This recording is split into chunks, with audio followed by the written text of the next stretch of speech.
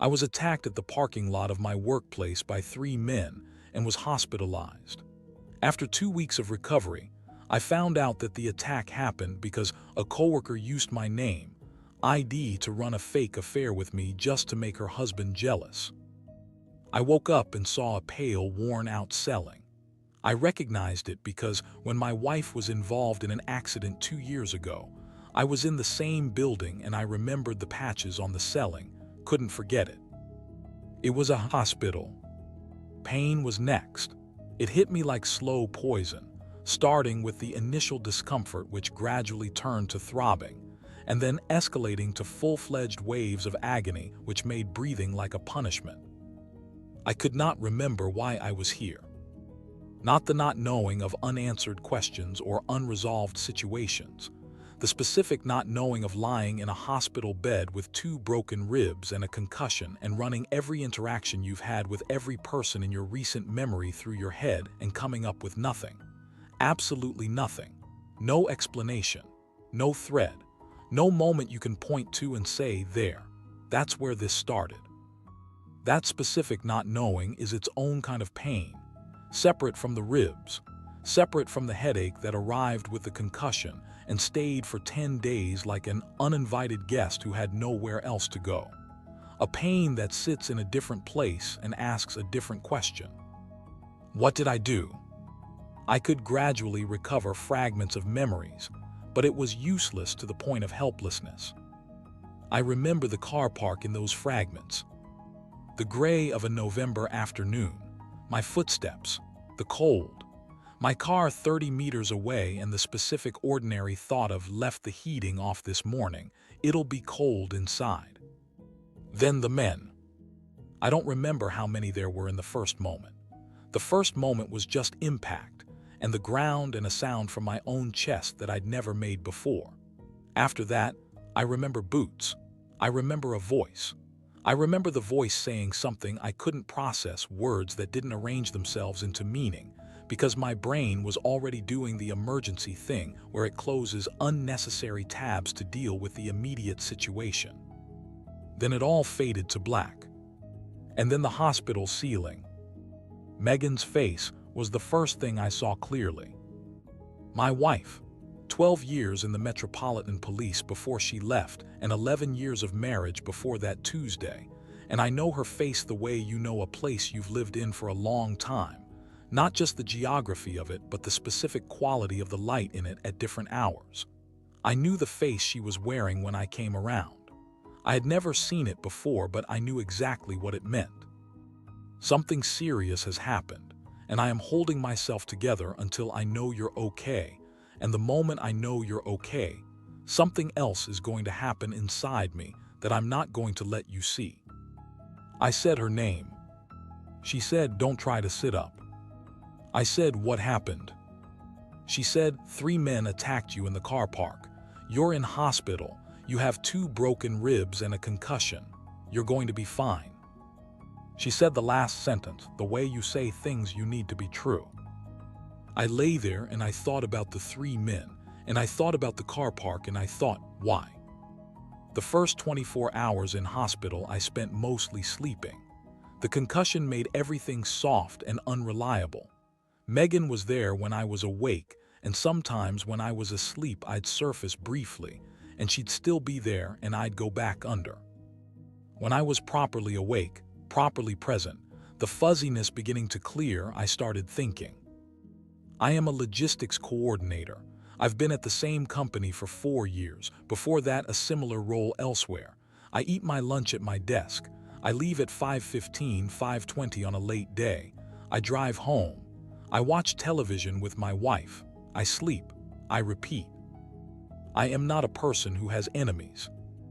I tried to think of anyone I'd ever genuinely upset, professionally, personally, anyone who might have reason to want to hurt me. I went back years, decades. I thought about every difficult conversation I'd ever had, every disagreement, every moment where something between me and another person had gone wrong enough to leave residue. I found nothing. Not because I'm a perfect person, because nothing I'd done had ever produced anything close to the energy of 3 men waiting in a car park. This was organized. That much I understood even through the concussion fog.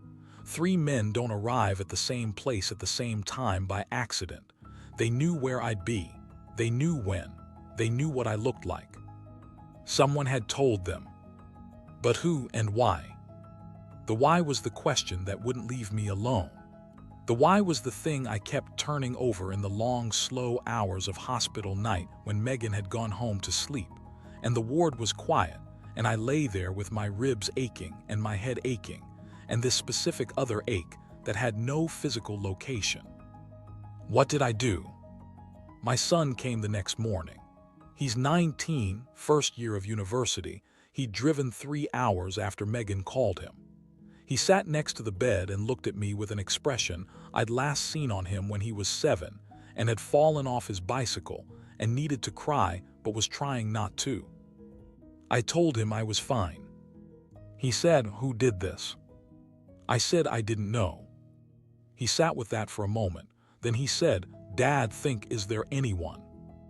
I said, "I've been thinking, there's no one." He looked at me. He has Megan's eyes, the specific quality of someone who processes information quickly and doesn't telegraph what they've concluded. He said, "Then it's something you don't know about." He was right. That was the thing I hadn't fully landed on yet. Not that I'd done something to someone. That something was happening that I had no awareness of. That there was a context I wasn't part of that had produced 3 men in a car park waiting for me. That thought was worse in some ways than the alternative. I was discharged after 5 days. Coming home felt strange in the way that ordinary things feel strange after something has happened. The house was the same. The furniture was the same. The specific smell of our kitchen was the same. And I was not quite the same person who had left it on a Tuesday morning thinking about whether the car heating would be cold. Megan sat me down that evening. She said, "I need to tell you what we've found." I said, "We?" She said, "Me, Damien, your dad. My brother-in-law, my father." I looked at her and understood from her expression that the 5 days I'd been in hospital had not been 5 days of waiting for information. They had been 5 days of gathering it. My wife was a detective for 12 years. My brother-in-law prosecutes serious crime for the Crown Prosecution Service. My father spent 31 years finding things people had tried to hide. While I was lying in a hospital bed trying to understand what had happened, the 3 people closest to me had been doing what they were specifically equipped to do. I said, "Tell me." She told me. It took a long time, not because the story was complicated. It was, in fact, horribly simple, but because I kept needing her to stop so I could sit with a piece of it before she added the next one. There was a woman who worked on my floor, accounts department. I didn't know her name. When Megan said it, Claire, I sat with it and felt nothing because I had genuinely no association with the name. No face, no interaction, nothing. She had been married for 7 years. Her husband, Marcus, had, in her assessment, become inattentive. She'd spoken to her friends about it and they'd decided on a plan. The plan was, make him jealous, make him believe she was having an affair, watch him fight for her. They needed a real person. They chose me. I want to tell you what I felt when Megan said that sentence. I've been trying to find the right word for it, and the closest I can get is displaced. The specific sensation of understanding that something large and serious has been happening in a life that touched yours without you knowing. That you had a role in a story you weren't told about. That your face and your name and your schedule were used as props in someone else's fiction, while you were eating your lunch at your desk and leaving at 5:15 and thinking about car heating. They researched me, my LinkedIn, my car, my working hours from a shared system I'd never thought about anyone accessing. They created messages that appeared to come from my number. They manufactured evidence. They documented it all in a group chat. Megan showed me the group chat. My name, 47 times, in a conversation between 4 women I had never spoken to about a situation I had no knowledge of. I read it once, I put the phone down, I looked at the wall for a while. I said, he thought I was having an affair with his wife. Megan said, yes. I said, and she let him think that. Megan said, for 3 months. I said, she knows I don't know her. Megan said, yes. I sat with that. The specific thing I sat with was this. Claire Merritt knew I didn't know her, knew I'd never spoken to her, knew I had no idea any of this was happening, and she chose my name anyway, put my face in front of her husband, told him a story about me, watched him believe it, watched him, I understood now, break under the weight of it. Break in a direction that put me on the ground in a car park on a Tuesday afternoon. I said, she must have known he might. Megan said, she says she didn't think he'd go that far. I said, she built a machine and she didn't think about what it would do. Megan was quiet. I said, or she didn't think about what it would do to me specifically, because I wasn't a person to her. I was a name. I want to tell you about the anger because I think the anger deserves its own space in this story. It arrived slowly. Not in the hospital. In the hospital, I was too foggy and too confused and too occupied with not knowing why to have room for anything as clear and focused as anger. The anger came after discharge, after Megan told me, after I'd had a night to sleep on it. I woke up the next morning and I was furious. Not at Marcus, not primarily. Marcus had been driven to a breaking point by a woman he trusted with manufactured evidence about a real person. He broke in the wrong direction, and he is criminally responsible for what he did to me, and I am not excusing any of it. But the anger I woke up with was not primarily about Marcus. It was about a woman who had sat on the same floor as me for however long she'd worked there, who had passed me in the corridor presumably, who had seen my name on emails or in the system or wherever she'd first encountered it, and had looked at me and thought, he'll do. Like I was an object she could borrow, a name she could use, a person she could insert into a story that her husband would be destroyed by and whose destruction she had apparently not thought would land on me. I thought about those 3 months, about what Marcus Merritt had been going through during those 3 months, about what had been building in him while I was doing my job and eating my lunch and living my life completely unaware, about the specific moment on a Tuesday afternoon when whatever had been building in him had finally broken and he'd gathered 2 friends and gone to a car park and waited.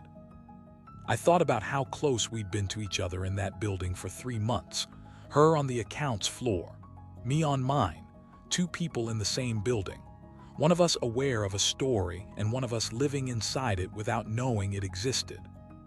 I thought about the group chat.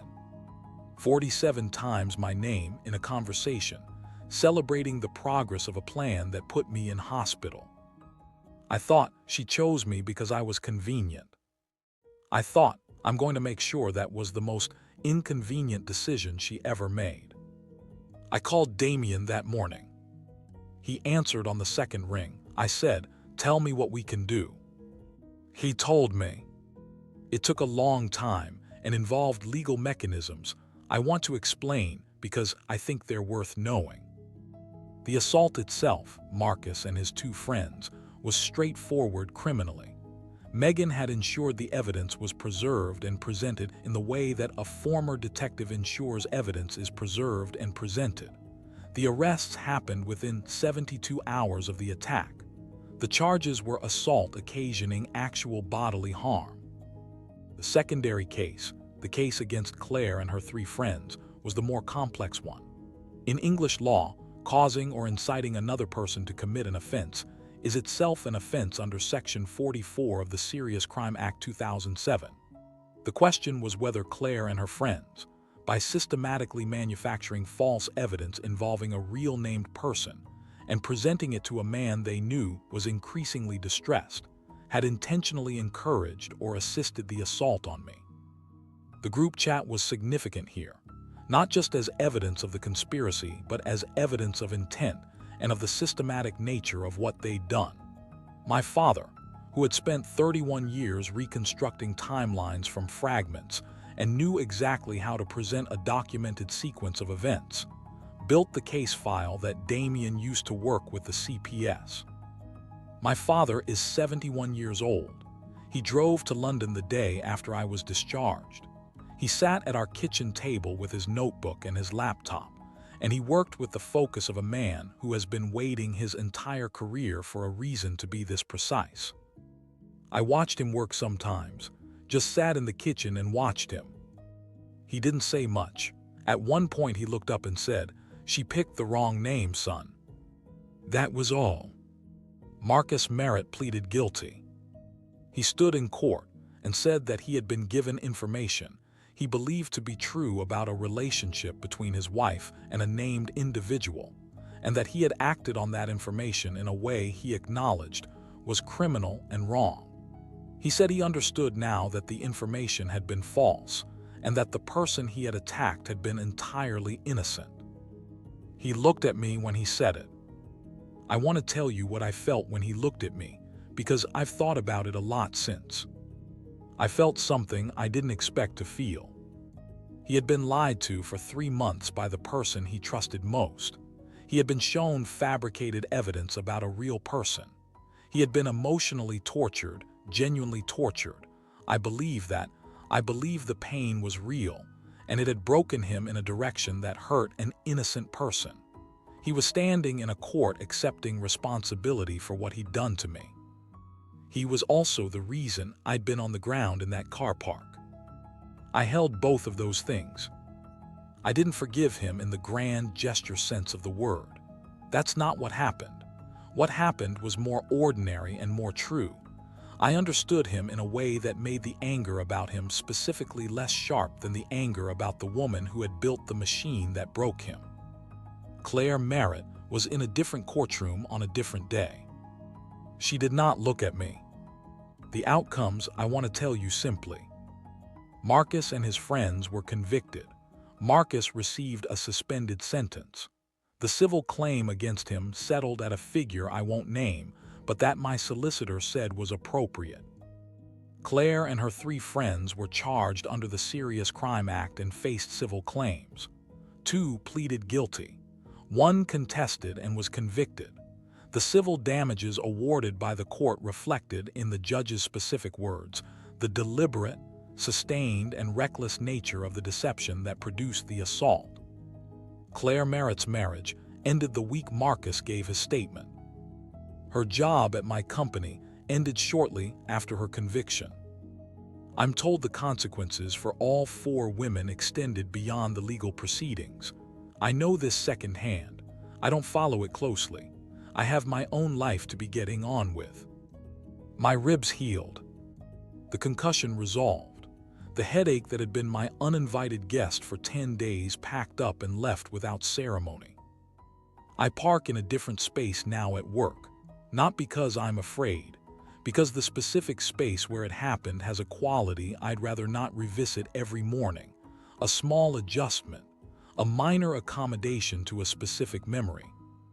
What I carry, not heavily, just present, is the question I asked myself in the hospital in those long night hours. What did I do? I know the answer now. I did nothing. I was convenient. I was real. I had a name and a face and a schedule, and I existed near enough to someone who needed a prop for her story. That's the whole of why it happened to me. That's the part I've sat with the longest.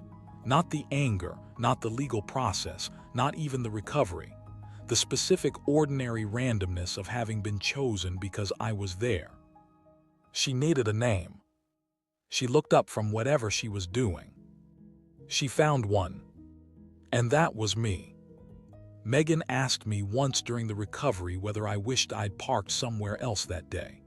Different space, different time, whether the men would have found me or not found me, or whether the whole thing would have played out differently. I thought about it. I said the problem wasn't the car park, the problem was the name. She said yes. I said, and the name was always going to be someone's. She was quiet for a moment. Then she said, "It was yours, and we dealt with it." I looked at my wife, former detective, 12 years reading situations and people and evidence and understanding what each of them meant. I said, "We dealt with it." She said, "We did." And that was true. That was entirely and completely true. And for now, that's enough. Hey, my dear listeners, this is Talks from the Net. I am grateful for your time and listening till the end. If you enjoyed my content, then please like the video and subscribe to my channel. You can also find me on Instagram, Facebook, and Spotify too. See you in the next video.